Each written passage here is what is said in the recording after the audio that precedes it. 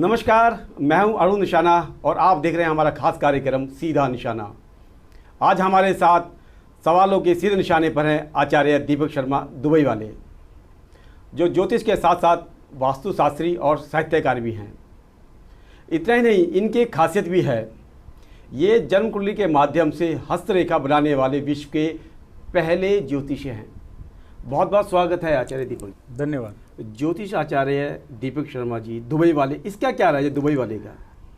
अरुण जी, ऐसा है कि मैं काफ़ी साल ज़िंदगी के मैंने बाहर निकाले हैं। कम से कम 22-23 कंट्री में घूमा हूँ और मैंने किया है। 14-15 साल में बाहर रहा है नौकरी के सिलसिले में। तो अंतर्राष्ट्रीय स्तर पर मेरी जो ज्योतिष चलती है उसमें मैं बेसिकली दुबई बेस्ड था। तो जब भी मैं कहीं जाता था तो लोग कहते थे कि आचार्य आए हैं दीपक शर्मा दुबई वाले। तो वो धीरे धीरे वो एक तरीके से कहा जाए कि पहचान बन गया। तो फिर मैंने कहा पहचान बन गया तो साथ में ही चलेंगे। दीपक जी, लगभग कितने सालों से आप इस विद्या के अंदर हैं? मेरे को जहाँ तक ध्यान आ रहा है 30 साल के आसपास मुझे इस विद्या में हो गए हैं। और प्रोफेशनली 91 से ही मैं ज्योतिष जो हूँ अपने आप को मानता हूँ। और 91 से 91 से 2021 पूरे 30 साल हो गए। और सितंबर के महीने से ही मेरे को लगता है मैंने शुरू की थी, शायद 13 सितंबर का दिन था, तारीख थी। और पूरे जो है लगभग 30 सालों से आप ज्योतिष जी बिल्कुल बिल्कुल बिल्कुल बिल्कुल। अच्छा, एक चीज़ ये भी कि आपके पास बड़े बड़े नेता, अभिनेता, राजनेता और ये कहें कि बड़े बड़े बिजनेसमैन आते हैं। तो ऐसे कोई सेलिब्रिटी जिसका आप हमें नाम बताना चाहें, जो बड़ी सेलिब्रिटी आपके पास आती हो? हाँ, ये बात तो सही है, लेकिन बेसिकली डॉक्टर की और ज्योतिष की एक शर्त होती है, गोपनीयता। आपको कॉन्फिडेंशियली बना कर रखनी पड़ती है। नाम नहीं लूँगा, लेकिन हाँ ये बात सच है कि मेरे जो है बहुत अच्छे वर्ग के लोग जो हैं मेरे से परामर्श लेने आते हैं और मेरे को उनके साथ जुड़ने का मौका मिला। और लंबे समय से 20-25 साल से हम लोग साथ में हैं। नाम नहीं ले पाऊँगा, उसके लिए क्षमा चाहता हूँ। दीपक जी, एक ये भी कहा जाता है कि आप जब किसी कुंडली पढ़ते हैं या ज्योतिषी का जब करते हैं तो जो आपकी फ़ीस है वो बहुत ज़्यादा होती है। तो गरीब लोग जो हैं, जो कमज़ोर तबके के लोग हैं, वो भी परेशान रहते हैं। वो भी चाहते हैं कि उनका कोई जन्म कुंडली पढ़े और देखे। तो क्या लगता है कि वो गरीब लोग आप उनको नहीं देखना चाहते? देखिए, मैं आपकी बात से सहमत हूँ कि मेरी फ़ीस ज़्यादा है। और ये वही फ़र्क है, जैसे आप अगर बीमार हैं और एक MBBS से इलाज कराते हैं और एक RMP से इलाज कराते हैं, जो रूरल मेडिकल प्रैक्टिशनर्स होते हैं। एक आदमी आपको सुई 10 रुपये में लगाता है और एक आदमी 1000 रुपये में लगाता है, लेकिन उसकी अपनी स्पेशलिटी खासियत होती है। तो ये आपको निर्णय लेना है। लेकिन हाँ, किसी भी कुंडली के आकलन के लिए कम से कम 1.5 से 2 घंटे लगते हैं। और मैं दिन में 3 से ज़्यादा कुंडली कभी देखता नहीं हूँ किसी भी हालत में। पहली बात तो समय ही बहुत ज़्यादा व्यस्त रहता है। और जब मैं परिश्रम कर रहा हूँ, अपनी एनर्जी लगा रहा हूँ और आपको उसका 100% रिज़ल्ट दे रहा हूँ, तो उसका पारिश्रमिक तो बनता है। और दूसरी बात कि ये नहीं है कि हाँ कि मैं हमेशा गरीबों को नहीं देखता हूँ। कुंडली बता देती है कि आपके पास धन है या नहीं है। और दूसरी बात, आपकी आवाज़ बता देती है कि आपको बाकी ज़रूरत है या नहीं है। चैरिटी होती है, बहुत ज़्यादा होती है। कोई ऐसा मापदंड नहीं है कि हाँ पैसा लेना ही लेना है। लेकिन हाँ, जो ज़रूरतमंद है तो पैसा वहाँ मायने नहीं रखता, क्योंकि भगवान तो सभी का है। अगर ये नहीं है कि जो आप महंगे अगर हैं, अगर आप जो है आप पर पैसा है तो भगवान आपकी सुनेगा तो उनकी भी जिन पर पैसा नहीं है। देखो, ये सवाल ये बनता है कि आपने कहा कि आप दिन में 2 या 3 से ज़्यादा कुंडली नहीं देखते, लेकिन अगर 24 घंटे की बात करें, सुबह से लेकर शाम तक 12 घंटे का समय होता है, तो इसमें तो आप गरीब लोगों को आसानी से देख सकते हैं। देखिए, मैं देखता हूँ गरीबों को। और मेरे लिए इतवार का दिन मैं अपना ऑफिस बंद रखता हूँ। बहुत से और ओकेज़न हैं जिसमें पहले आओ पहले पाओ वाला हिसाब होता है। अपॉइंटमेंट लेते हैं, आते हैं, बताते हैं, देखता हूँ। ऐसा कोई नहीं है। और दूसरी बात, ये पैसा सामाजिक कार्यों में भी खर्च होता है। कितनी हमारी संस्था ब्रह्म विद्या ज्योतिष केंद्र के तत्वदान में मेरी धर्मपत्नी जो है बच्चों को फीस भरना, औरों की खाना बांटना और सामाजिक कार्य बहुत सारे जो बताना ही अपने आप में अच्छा नहीं लगेगा, हम करते हैं। लेकिन ये कि जब मैं मेहनत करूँगा तो मुझे उसका पैसा, मुझे उसका पारिश्रमिक मिलना ही चाहिए। और फिर प्रोफेशन है तो प्रोफेशन को प्रोफेशन की तरह लेना चाहिए। ये ब्रह्म विद्या जो ऑनलाइन, ये क्या चीज़ है, इसके बारे में थोड़ा हमारे दर्शकों को बताएं। ब्रह्म विद्या ज्योतिष केंद्र मेरी संस्था का नाम है, जिसके तत्वाधान में मैं ज्योतिष अपना करता हूँ। और ज्योतिष के जो पिता हैं, जनक हैं, वो भगवान ब्रह्मा हैं। ये उनकी दी हुई विद्या है जो कि अनेक ऋषियों के थ्रू होती हुई माध्यम से हम तक पहुँची। तो जब उनकी विद्या है, भगवान की विद्या है, तो ब्रह्म विद्या के चरणों में सारा समर्पित है। और मैं जो है ब्रह्म विद्या वही इसको मानता हूँ, ज्योतिष को बेसिकली, और उसी के अंदर में हम ये काम करते हैं। तभी आपने सर ब्रह्म विद्या ये ब्रह्म नाम विद्या, लिया। बिल्कुल बिल्कुल बिल्कुल। अच्छा, एक सवाल ये भी उठता है दीपक जी कि आजकल जो जिस तरीके से मतलब डिजिटल युग है, फेसबुक, यूट्यूब, नया ये सोशल मीडिया जिसे कहें, डिजिटल मीडिया कहें, आजकल ना नए नए एस्ट्रोलॉजर जो है वो पैदा होते जा रहे हैं। 2-2, 3-3 महीने का कोर्स करते हैं, इंटरनेट से ऑनलाइन ज्ञान प्राप्त कर लेते हैं और अपनी दुकानदारी चला लेते हैं। तो इसको लेकर क्या कहना है? देखिए, ज्योतिष का मतलब होता है कि आपको अंधेरे से रोशनी की ओर ले जाने वाला।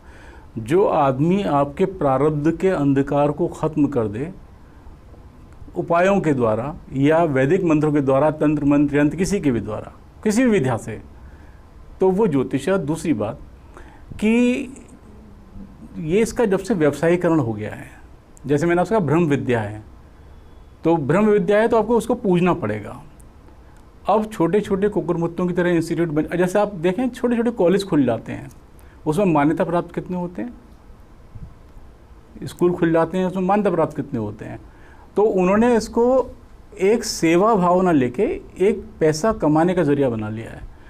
टीवी पे देखकर, किताबों में पढ़कर 2 महीने 3 महीने का कोर्स किया और लोगों को बरगलाना शुरू कर दिया। और यही एक कारण है जिसकी वजह से लोगों का ज्योतिष के प्रति भ्रम पैदा रहता है हमेशा। देखिए, ज्योतिष एक विज्ञान है। अगर ये विज्ञान नहीं होता तो आज के विश्वविद्यालयों में, यूनिवर्सिटी में पढ़ाया नहीं जाता। 90% यूनिवर्सिटीज़ के अंदर ज्योतिष शास्त्र की शिक्षा दी जाती है, एक सब्जेक्ट है, उसमें पीएचडी भी लोग कर रहे हैं। मतलब इसका मतलब सरकार ने उसको माना है। और ज्योतिष आज का नहीं है, पुरातन है। दीपक जी, सवाल ये होता है कि आपने कहा कि एक विज्ञान है, तो आप इसको जस्टिफाई कैसे करेंगे, ज्योतिष को अपने शब्दों में कैसे कहेंगे कि साइंस है? इसको थोड़ा बताएं हमारे दर्शक। देखिए, आप ऐसे कहते हैं हम लोग कि आर्यभट्ट ने जीरो की, शून्य जिसको हम बोलते हैं, कि उसकी खोज की। ये तो बात हो गई हमारी कुछ 100 साल पुरानी। लेकिन आप 5232 साल पहले की बात करें, जब 52 साल पहले की बात करें, 5252 साल या उससे पहले की बात करें, तो आप भी देखेंगे महाभारत में कहा गया कि कौरवों के 100 जो है पुत्र थे। ठीक है, तो 100 पुत्र थे, तो वो माना जीरो की अगर वो गिनती हुई तो 99 तक गिनना चाहिए था ना। वो शत कैसे हुआ, शतक कैसे बना? इसका मतलब जीरो उस समय भी था। और कहा गया है कि शून्य में खो जाना चाहिए। तो शून्य का मतलब खला, मतलब एकदम जिसमें आपको कुछ ना मिले, अपने अंदर से समाहित हो जाए उसमें। तो शून्य की, इसका मतलब वो उस समय भी था। और दूसरी बात कि हर ग्रह की 30 डिग्री लाइफ होती है। ठीक है, उस 30 डिग्री की लाइफ से ही सारा जो है चलता है। उसमें जो है 13 डिग्री 20 कला के जो हैं आपके नक्षत्र होते हैं। ये सारी की सारी कैलकुलेशन एस्ट्रोनॉमी के बेस्ड है। जब एस्ट्रोनॉमी है और जहाँ गणित आ गया वहाँ साइंस आ गई। आप समझ रही बात को? हनुमान चालीसा में एक चौपाई भी आती है, युग सहस्र योजन परवाने लीलोता है मुद्र पंजानों में। जो हमारे सूर्य की पृथ्वी से दूरी है उसका इसमें वर्णन किया गया है। और बहुत से एग्जाम्पल हैं, एक नहीं है, बहुत हैं। आप जो है किसी भी गणना को, आप ये देखिए कि आप अपनी कुंडली को जब बनाते हैं तो उसमें स्थानीय समय को मानक समय के साथ में, जो भारतीय समय है, और उससे जो है आप डिफरेंस पैदा करते हैं, निकालते हैं। फिर आप कुंडली की विवेचना करते हैं, ग्रहों को स्थापित करते हैं। अच्छा, एक सवाल ये भी बनता है कि हम कहीं भी किसी ज्योतिष के पास जाते हैं या किसी पंडित के पास जाते हैं तो सबसे पहले वो जन्म स्थान पूछता है कि जन्म स्थान कहाँ पर है, उसके बाद वो डेट ऑफ बर्थ पूछते हैं, उसके बाद समय पूछते हैं। तो इनका क्या? देखिए, जन्म समय इसलिए पूछा जाता है कि जिस समय आप पैदा हुए उस समय ग्रहों के गोचर की स्थिति क्या थी। मतलब जो हमारे अंतरिक्ष में ग्रह घूम रहे हैं उसमें हर एक का अपना एक स्थान है, ठीक है। जैसे लास्ट ऑर्बिट में शनि बैठे होते हैं, उस समय वो कितने डिग्री चल चुके थे, वो कैसे कैलकुलेट होगा, वो होगा आपके स्थानीय समय से, जिस जगह आप पैदा हुए हैं, ठीक है। और वो स्थान जो आपसे पूछा जाता है वो इसीलिए पूछा जाता है। और डेट ऑफ बर्थ आपका जो पूछा गया वो मैंने आपको बता दिया। समय, उस समय आपकी लग्न क्या उदय होगी वो इसलिए पूछा जाता है। जब आपके सारे ग्रहों की उस समय डिग्री कितनी है ये निकाल ली जाएगी, और किस समय आप जो है क्या आपकी लग्न बन रही है, इसके तभी आपकी विवेचना हो पाएगी ना। और ज्योतिष में जितनी भी चीज़ें हैं आप उनका एक तरीके से समीकरण बनाना है आपको, ठीक है। योग जो होते हैं क्या समीकरण है, जिसको इक्वेशन बोलते हैं इंग्लिश में, वो इक्वेशन है, और इक्वेशन को आपने बना दिया वो योग है। अच्छा, एक सवाल ये भी आता है कि आपके बारे में जो आपकी खासियत कही जाती है, स्पेशलिटी कही जाती है कि आप जन्म कुंडली पढ़ने के बाद जो सामने वाला होता है उसका बिना देखे आप उनकी हूबहू हस्तरेखा बना देते हैं। इस पर क्या कहेंगे, कैसे ये आपको ये मेरी, आप इसे कह सकते हैं यूएसपी है, और भगवान का आशीर्वाद है ये कि मेरा इसमें कोई योगदान नहीं है, लेकिन मेरी साधना रही है। मेरा मानना है, जैसे मैंने आपसे पहले कहा कि ये साइंस है। अगर ये साइंस है तो आपके और हस्त विज्ञान भी आप विज्ञान मानते हैं, हस्त विज्ञान आ गया तो वो भी साइंस हो गई। हस्तरेखा विज्ञान जो है वो भी एक साइंस हो गई। तो साइंस को नहीं झुटला सकती। तो ग्रहों की स्थिति के हिसाब से आपकी हाथ की रेखाएं हैं, और ग्रहों की स्थिति के हिसाब से आपकी लग्न कुंडली है या जन्म कुंडली है या आपकी पत्रिका है। तो आपकी पत्रिका जो बोल रही है वही आपके हाथों की रेखाएं होनी चाहिए। अगर वो गलत हैं तो दोनों में कहीं ना कहीं गलती है। तो मेरा एक ये वेरीफाई करने का अपना एक तरीका है जो मैं डिस्क्लोज भी नहीं करूंगा। और क्या कभी आपको ऐसे चैलेंजेस मिले हैं, कभी किसी ने वेरीफाई किया? मैं आज तक तो भगवान ने ऐसा कभी मौका नहीं दिया कि कोई चीज़ 30 साल में झूठ हुई हो या गलत निकली हो। अच्छा, हमने देखा है कि आप अपने लेटर हेड पे, अपनी वेबसाइट पे आप 100% गारंटी लिख के देते हैं, तो क्या ये वाकई में है? बिल्कुल। आज आप किसी भी ज्योतिष से पूछिए, वो आपको बोलेगा ऐसा हो जाएगा। हो जाएगा नहीं, होना चाहिए। अगर ये साइंस है तो left hand side should be right hand side. आपके बाएं हाथ की चीज़ दाएं हाथ की चीज़ के बराबर होनी चाहिए, तभी आप जो है कहीं आके ड्राइव कर पाएंगे, हैंड्स प्रूफ लिख पाएंगे।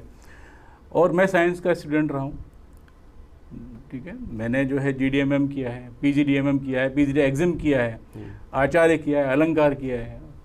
ज्योतिष में, वास्तु में मैंने अपनी विद्याएँ पूरी की हैं, विधा पूरी की है, पढ़ाई पूरी की है। तो अब और बहुत अच्छे पद पे रहा हूँ, 13 कंट्री लीड किया है। तो ये हाँ सवाल तो ये जो है कंट्री को लीड किया आपने, तब आपने वहाँ भी आपको अच्छी सैलरी मिलती, अच्छा पैकेज था, तो फिर ज्योतिष की तरफ आप एकदम कैसे आ गए? देखिए, बाई जो चीज़ होती है आपके खून में होती है। मैं बाई बर्थ जो है ब्राह्मण हूँ। खून में तो वैसे ही मंत्र ये सब घूमते रहते हैं। बचपन देखा, आँख खुली तो अपने घर में ये सब सारी चीज़ें देखी। फादर मेरे गवर्नमेंट एम्प्लॉय थे, क्लास 1 अफसर थे, बहुत अच्छी पोस्ट पर थे। और लेकिन मेरा रुझान शुरू से ही इसमें रहा। तो क्या आप भी कभी साधना के लिए, पूजा के लिए कहाँ कहाँ गए आप, थोड़ा बताएं? बहुत सी, देखिए अपना मंदिर है और भी स्थान है, तीर्थ स्थान है, लेकिन मैं जो ब्रह्मा जी के चरणों में और हनुमान जी के चरणों में जो नतमस्तक रहता हूँ। और बाकी जो चीज़ हम करते हैं उसका हमें ढिंढोरा नहीं पीटना चाहिए। हमें ये देखना चाहिए कि हाँ, हम जो है उसमें क्या पा रहे हैं और क्या हम उसमें दे रहे हैं और क्या ले रहे हैं, और उससे कितनी हम सेवा कर रहे हैं समाज की, हमारा ये उद्देश्य होना चाहिए। अच्छा दीपक जी, देखा ये गया है कि जब भी कोई किसी को अपनी कुंडली दिखाने जाता है या जन्मपत्री पढ़वाने जाता है, तो अक्सर किसी पंडित के पास जाए या किसी मौला मौलवी के पास जाए तो वो पहले डरा दे देते हैं। डराने के बाद मुझे लगता है कि उनसे पैसे निकलवाना ज़्यादा आसान रहता है। आप क्या समझते हैं, क्या कभी आपने भी ऐसा किया है? नहीं, मैं तो ऐसा, हर आदमी का अपने एक सोचने का तरीका है। लेकिन एक चीज़ आपको दिमाग में रखनी पड़ेगी अरुण जी, कि हम कहते हैं कि नवग्रहों की पूजा करते हैं कि हमारे देवी देवता हैं, हमारे माँ बाप हैं। और कोई माँ बाप अपने बच्चों को बुरा कर सकता है? नहीं कर सकता ना। कि आपको शनि से, राहु से, मंगल से, इनसे इतना डरा दिया, नहीं। वो आपको आज की डेट में ये हो गया है कि ज्योतिष में जितना डरा दोगे उतना ही पैसा कमाओगे। लोगों का व्यवसायीकरण कर दिया है, माइंडसेट हो गया है कि जबकि एक साधना है ये। आप ये सोचें कि आपको कहा कि ऐसे नीलम आपको नुकसान दे जाएगा, अरे सुनार की दुकान में कम से कम जो है करोड़ों रुपए के नीलम और अलग अलग रत्न रखे होते हैं, अलग अलग तरीके के। अगर नुकसान दे रहे होते हैं तो वो व्यापार नहीं कर रहा होता। शनि खराब है आपका, ठीक है, उसको करने के बहुत सारे उपाय हैं। खराब का मतलब है कि वक्री है, नीच का है, या आप उसकी डिग्री कम है, मृत अवस्था में है, या गलत भाव में बैठा हुआ है। इसका मतलब ये हो गया, ये नहीं हुआ कि आपको जो है वो माँ बाप जो है अपने बच्चों को नहीं उजाड़ सकते, मेरा मानना ये है। और छोटी मोटी जो चीज़ें हैं ये ठीक की जा सकती हैं ज्योतिष में। ज्योतिष के जैसे मैंने आपसे पहले कहा कि प्रारब्ध के अंधकार को हटा के उजाले की ओर ले जाना ही ज्योतिष है। तो डराना ये गलत है। अच्छा, मैंने ये देखा है, श्रद्धा होनी चाहिए, डरा नहीं, भय नहीं। ये देखा ये भी गया कि जब ज्योतिष में इनको पूरे पैसे नहीं मिलते हैं तो वो कहीं ना कहीं नग बेचने पर आ जाते हैं कि रत्न के नाम पर, कि ये नहीं आप इस राशि के साथ मूंगा पहन लीजिए, या पन्ना पहन लीजिए, या पुखराज पहन लीजिए, नीलम का सब्स्टिट्यूट ये है, आप उसकी जगह ये पहन लीजिए। तो क्या क्या कहते हैं इसको लेकर? देखिए, एक रत्न एक अलग चीज़ है और उनको बेचना एक अलग चीज़ है। रत्न का प्रभाव होता है, तो आप भी देखिए, हमारे कपड़ों का प्रभाव होता है। आप बहुत से कपड़े हैं उस कलर के आप पहन नहीं सकते। बेसिकली जैसे आसमान में इंद्रधनुष बनता है ना, 7 रंग होते हैं, विजुअल साइंस में भी कहा गया है। बिल्कुल। ऐसे ही हमारे शरीर के अंदर साइंस कहती है, जीव विज्ञान कहता है कि 70% पानी, सूर्य की किरणें पड़ती हैं, तरंगें जो है उसकी कम है। जिस रंग की कम होती हैं वही आपका प्लानेट जो है वहाँ पर 7 ही रंग के आपको नग वगैरह मिलेंगे। आपको मिक्स जरूर हो सकते हैं लेकिन 7 से 8वां नहीं मिलेगा आपको, क्योंकि प्रकृति के नियम है ये। उसमें सूर्य की किरणें पड़ी आपके अंदर, उसकी जो है वेवलेंथ उसने खींची और आपकी बॉडी में उसने मतलब इक्वेशन बना दी, मतलब सब कुछ संतुलन में ला दिया। ये तो हो गया आदमी के लिए रत्न का प्रभाव। अब बेचने का, कि जिनको अपने ऊपर भरोसा नहीं होता, अपनी ज्योतिष के ऊपर, तो वो मैंने आप व्यवसायीकरण हो गया है। तो वो कैसे उस चीज़ को अपने पैसे को खींचें, कैसे, ये एक उनका उद्देश्य रहता है। मैं बेचने बाचने में बिलीव नहीं रखता। आपको अगर कुछ रिकमेंड किया अपने हिसाब से कहीं से भी लीजिए, लेकिन चीज़ ओरिजिनल होनी चाहिए। अब क्या है, जैसे आप पुखराज लीजिए, श्रीलंका के पुखराज की अलग कीमत है, बैंकॉक के अलग कीमत है, जो थाईलैंड का पुखराज आता है। और आज की डेट में केमिकल फिल्ड भी आते हैं, गिलास के अंदर रंग भरा और उसके अंदर काट कूट के बेच दिया। एक 6 लाख रुपए का है, एक 2 लाख रुपए का है, 10,000 रुपये का है।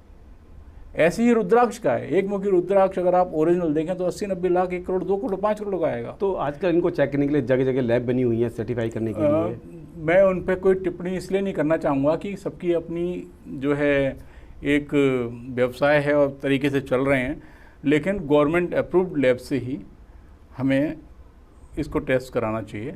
अदरवाइज़ तो जैसे ऐसे हो गया, जैसे आप अपना ब्लड टेस्ट कहाँ से करा रहे हैं, NABL अप्रूव्ड लैब से कराते हैं ना, आप वहाँ देखने जाते हैं ना। बिल्कुल। तो आप क्यों नहीं देखते इन चीज़ों को? आप ये देखें कि इसकी क्वालिफिकेशन क्या है, ये कहाँ पर स्टैंड करता है, किस स्टैंडर्ड का है, और इसके लिए जागरूक होने की बहुत थोड़ी ज़रूरत है अरुण जी। अच्छा, देखा ये गया आपके पास जो अक्सर जो बड़े बड़े क्लाइंट आते हैं, क्या कभी ऐसा हुआ कि वो आपसे नाराज़ हो गए हों, उन्होंने कभी कुछ आपके विरुद्ध कोई कार्रवाई की हो? कुछ लोग कोर्ट केस कर देते हैं, कुछ लोग सोशल मीडिया पे डाल देते हैं, तो आपके साथ कितनी बार ऐसा हुआ है? मेरे साथ तो भगवान ने कभी ऐसा मौका दिया नहीं। जब मैं 100% की गारंटी दे रहा हूँ और उसमें एक भी केस दिन गलत हो जाएगा, उस दिन मेरे लिए बड़ी शर्मिंदगी की बात होगी, क्योंकि मैं ऐसा साइंस मानता हूँ। ये तुक्केबाजी नहीं है, तुक्केबाजी तो मतलब 40% चल सकती है। अच्छा, आप इसको साइंस मानते हैं। तंत्र, मंत्र और यंत्र, इसको लेकर क्या कहना है आपका? देखिए, ये तीनों विधाएं हैं जो कि आपको ज्योतिष से रिलेटेड हैं, एस्ट्रोलॉजी से। अपने जो हमारे पुराने समय में हमारे पुरातन ग्रंथ वगैरह लिखे गए हैं, उस जितने भी वेद हैं, उपनिषद हैं, इसमें श्लोक लिखे गए हैं। इन श्लोक को एक पर्टिकुलर ध्वनि से पढ़ना और अपनी कार्य सिद्धि के लिए पढ़ना, उसका फल लेना, ये हो गया मांत्रिक शक्ति। ये आपकी, जैसे आप हमारे देखें सनातन संस्कृति के अंदर कोई भी मंत्र आप एक उच्चारण में नहीं पढ़ सकते। आप मुझे बता दीजिए। ठीक। महामृत्युंजय पढ़ने का अलग तरीका है, गायत्री मंत्र पढ़ने का अलग तरीका है, राम रक्षा स्रोत पढ़ने का अलग तरीका है, कनकधारा पढ़ने का अलग तरीका है। आप किसी को भी मैच नहीं कर सकते। अब क्या होता है, जैसे हमने प्रोनाउंस किया, उनके प्रोनाउंसिएशन का एक प्रोनाउंस करने का एक तरीका है, तो आपके शरीर की आंतरिक ऊर्जा को जागृत कर देता है। और आंतरिक ऊर्जा को जागृत कर देता है और आपकी जो निगेटिविटी है उसको दूर करता है। जब आपकी बॉडी में झनकरत होगा, आपका ब्लड सर्कुलेशन बढ़ेगा, आपकी धमनियाँ खुलेंगी, तो आपको अपने आप ही उसका असर आएगा। छोटी मोटी बीमारियां तो वैसे ही दूर हो जाएंगी। और जहाँ पॉजिटिविटी आ गई वहाँ पर जो है आप अपना काम सही ढंग से करने लगते हैं। ये तो हो गई मानसिक शक्ति। किसी बाह्य शक्ति या अदृश्य शक्ति से अपने कामों को करवाना और कार्य सिद्धि के लिए, अच्छा मानसिक शक्ति का कोई साइड इफेक्ट नहीं है। और अदृश्य शक्ति से करवाना और अप्राप्य कारणों से करवाना, ये हो गया तंत्र विद्या। इसमें अलग अलग तरीके के होते हैं, जैसे लोग जिसे काला जादू कहते हैं और उर्दू में कहा जाता है सिफली कहते हैं। इनका अलग अलग तरीका, अलग विधाएं, मैं उसमें बिलीव नहीं रखता, क्योंकि इसका हल्का सा भी गलत प्रभाव आदमी के जीवन में, अपने और परिवार में फर्क डाल सकता है, करने वाले को भी करवाने वाले को भी। तांत्रिक विद्याएं बहुत होती हैं, स्पेशलाइज होती हैं, बहुत सिद्धि की ज़रूरत होती है। हम पारिवारिक लोग हैं, हमें मंत्र पे और यंत्र पे ज़्यादा ध्यान देना चाहिए। मैं उसको क्रिटिसाइज़ नहीं करता, उनको नमन करता हूँ, लेकिन मैं उसको फॉलो नहीं करता। तीसरा है यंत्र शक्ति। धातु, मिट्टी या किसी भी या भोजपत्र के द्वारा के ऊपर कोई आकृति उकेर के, मांत्रिक पुट डाल के और उनकी पूजा करके उसको अपनी कार्य सिद्धि कराना, वो यंत्र है। यंत्र माने कि जिसमें आप जो है कोई तकनीकी जो है चीज़ें डाल के उसको कर रहे हैं। उनकी सिद्धि के लिए अलग अलग मंत्र हैं। जैसे आपने देखा है कि बहुत जगह आपने देखा होगा कि कामना सिद्धि मंत्र लगा दिया या नज़र दोष यंत्र लगा दिया, बिजनेस के लिए, बिजनेस के लिए या नौकरी के लिए, नौकरी के लिए है ना, व्यापार यंत्र लगा दिया। अरे आप बेसिकली कुबेर यंत्र है, वही इन चीज़ों के लिए पर्याय है ना। और हनुमान जी कलयुग के देवता हैं, जो देवता हैं, जो रक्षक हैं, उनकी सिद्धि, उनका यंत्र, उनका नाम ही अपने आप में सफिशिएंट है, पर्याप्त है। तो लेकिन मैं मानता हूँ कि यंत्र शक्ति एक बहुत बड़ी शक्ति है। तो तंत्र शक्ति, मंत्र शक्ति, यंत्र शक्ति, इन तीन शक्तियों का समन्वय जो है वो ज्योतिष में होता है। अच्छा, कोई ऐसा यंत्र आप बताना चाहेंगे कि जो आम आदमी अपने घर में लगाए तो उससे उनके घर में तरक्की हो, जिनकी नौकरी लगे उनकी नौकरी लगे, या घर में जो भी बाधाएं हैं वो दूर हो? कुछ ऐसे यंत्र हैं ताकि वो हमारे दर्शक सर्व कामना सिद्धि यंत्र है और सर्वकष्ट निवारक यंत्र हैं। ये दो यंत्र हैं जिनको आप ईशान कोण में लगा सकते हैं और जिनका भरपूर आपको फ़ायदा मिलता है। एक श्री यंत्र होता है। श्री यंत्र जो है आप अपने घर में ज़रूर लगाएं, आपकी नेगेटिविटी को दूर करेगा, घर में जो है खुशहाली का माहौल रहेगा। श्री मतलब लक्ष्मी जी। आप ये देखें, श्री कहाँ लगता है? श्री हरि, भगवान विष्णु के साथ में लक्ष्मी जी का लगेगा। आपने कभी श्री अलग से नहीं देखा होगा। श्री मतलब यश, श्री माने लक्ष्मी जी, श्री माने भार्या, श्री राम। ये आप श्री यंत्र लगाइए, यश का यंत्र है, धन का यंत्र है, फायदा देगा। अच्छा आचार्य जी बताइए, जो आप यंत्र बता रहे हैं ये कहीं से सिद्ध किए लेने चाहिए या कहीं से भी ले लेने चाहिए? नहीं, इसका आप सबसे पहले ये देखें कि इसके अंदर जो कोई त्रुटि ना हो, प्रिंटिंग या एम्बोजिंग की हुई। दूसरी बात, इनको एक्टिवेट कीजिए। तो एक्टिवेट कैसे पता लगेगा कि एक्टिवेट है ये? देखिए, ओम श्री राजराजेश्वराय नमः श्री यंत्र का एक मंत्र है, इसका 108 बार पाठ करें। किस दिन करना है वो आपकी राशि के हिसाब से निकलेगा। उसके लिए ऐसा नहीं आपने लिया और टांग दिया, लेकिन आप फिर भी श्री यंत्र को इतवार वाले दिन जो है प्रतिस्थापित कर सकते हैं, स्थायित्व देगा। अच्छा, मतलब रविवार को लेना चाहिए यंत्र? हर यंत्र का एक अलग, जैसे आपको ना शक्ति है एक अलग है, लेकिन ये तीन आपने कॉमन जो पूछे हैं वो मैंने आपको बताया है। और कोई अगर आपने इतवार को नहीं है तो बृहस्पति को लगा दीजिए।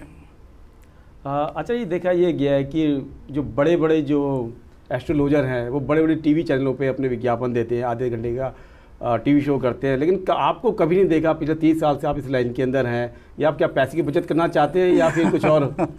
नहीं अरुण जी, ऐसा है कि जैसे सूरज की तपिश को आप जो है कहीं भी महसूस कर सकते हैं, अग्नि की ज्वलनता को आप कहीं भी जो है महसूस कर सकते हैं। इसीलिए और ऐसे ही आप एक ज्योतिष की सच्चाई को कहीं भी महसूस कर सकते हैं। फिर दूसरी बात, कि रोशनी जितना दबाओगे और बाहर आएगी। कई हाथों के घेरों से समंदर रुका करते हैं। आप जो है, मेरे को वो लगता है कि जो बहुत ज़्यादा अपने आप को प्रचारित कर रहा है, कहीं ना कहीं उसमें व्यवसायीकरण आ गया। आप ये भी कह सकते हैं कि आप ये प्रोग्राम कर रहे हैं तो इसका मतलब ये भी व्यवसाय हो गया। नहीं, ये लोगों को जागरूक करने की एक चीज़ है। और आप ये देखिए, जो विज्ञापन कर रहे हैं, क्या वो वाकई समाज के लिए कुछ दे रहे हैं? हमारा ध्येय ये होना चाहिए कि हम समाज को बदले में क्या दे रहे हैं। दीपक जी, समय का अभाव है, मैं आपसे एक आखिरी सवाल जानना चाहता हूँ कि हमारे जो दर्शक हैं, जो इस कार्यक्रम को देख रहे हैं, समझ रहे हैं, वो अक्सर बहुत सारे प्रोग्राम देखते हैं, तो आप उनके लिए क्या ऐसा कहना चाहेंगे कि वो आपको देखिए, समझिए, आप पे विश्वास करें? क्या कोई मैसेज देना चाहेंगे हमारे दर्शकों को? देखिए, मैं ये कहना चाहूँगा कि ज्योतिष के पास जाने से पहले एक तो उसकी क्वालिफिकेशन देखें, उसका ये देखें कि इसका एक ज्योतिष का बेसिकली क्या नियम है। आदमी को सच्चाई बोलनी चाहिए। ज्योतिष का गुण बता रहा हूँ, पूजा पाठी होना चाहिए, परस्त्रीगामी नहीं होना चाहिए, मांस मदिरा से दूर रहना चाहिए, और दूसरी बात सामाजिक कार्यों में लगा होना चाहिए, और निरंतर अध्ययन करना चाहिए। अगर आप इतनी सारी चीज़ें कर रहे हैं तो आपके चेहरे का तेज़ और आपके बातों में आपके शब्दों का सिलेक्शन ऑफ वर्ड्स जो आपका होता है, यही आपको बता देगा कि ये आदमी जेन्युइन है या नहीं है। आप शब्दों का चेंज जो करते हैं वही आपकी पर्सनैलिटी को बता देता है। तो कहीं भी दरवाज़ा, जैसे आपको अटैक आता है सपोज किसी को, वो क्यों कहता है कि एक्सकोट भागो? वो क्यों नहीं गली मोहल्ले में दिखाता? क्योंकि वो जीवन की बात होती है, मरने जीने, ये भी एक जीवन की बात है। और इसमें आपको वही देखना चाहिए कि जो क्वालिफाइड हैं, बहुत से ज्योतिष हैं, अच्छे भी हैं, बुरे भी हैं, लेकिन आपको ढोंग को हटाना है, अच्छाई को बढ़ावा देना है, तब तो आप इस विद्या को जीवित रख कहना पाएंगे। है कि ढोंगियों से दूर रहें और जैसे ज्योतिष। बिल्कुल बिल्कुल बिल्कुल बिल्कुल। बहुत बहुत धन्यवाद आचार्य दीपक जी। तो ये थे हमारे सीधा निशाने पर। आपको हमारा ये कार्यक्रम कैसा लगा? आप हमें अपना सुझाव ईमेल पर भी भेज सकते हैं। हमारा ईमेल पता है siddhanisana@gmail.com। अगले हफ्ते किसी और पर हम लगाएंगे सीधा निशाना। तब तक के लिए नमस्कार।